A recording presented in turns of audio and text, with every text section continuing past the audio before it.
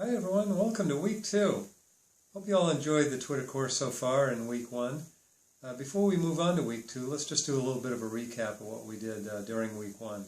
So really week 1 was about just getting familiar with Twitter, kind of poking around, getting familiar with all the different components within your Twitter profile and your Twitter feed, some of the definitions. I hope you all got a chance to read through the Getting Started on Twitter, where I provided some definitions of the various components. And then it was a little bit about following some people and just starting to make some observations about what happens on Twitter. One of the key points we talked about through the discussions is the fact that Twitter is a less formal platform than LinkedIn. I think you clearly saw that people can kind of inject their sense of humor, and it's a little more casual and a little bit more laid back than the formal atmosphere of LinkedIn. So Twitter really is a whole different animal, and I think you started to see that.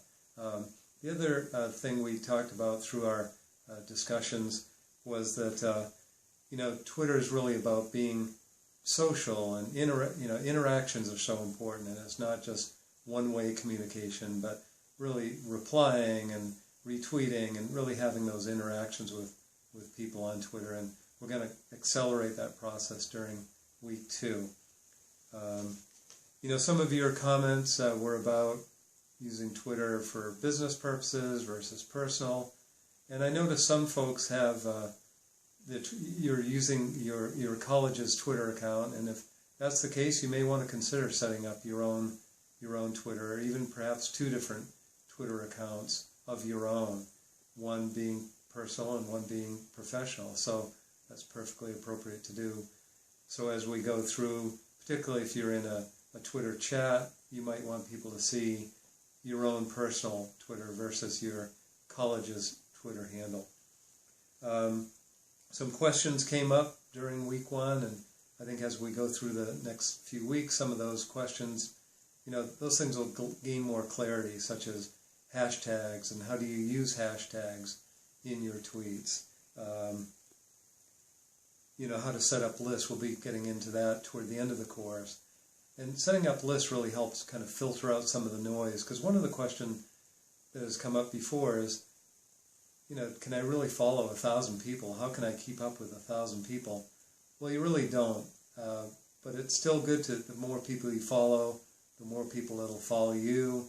But you can set up lists so you can define, I just want to see the tweets from this group of people. So we'll talk about that as time goes on too. In closing, just a couple of notes.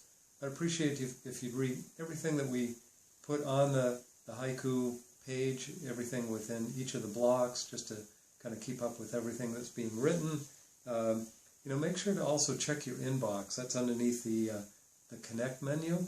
And then interact with each other as well. So comment on other people's posts, at least to the extent that you can. You certainly don't want to make this course your whole life, but as much as you can, interact and comment on what other people are saying.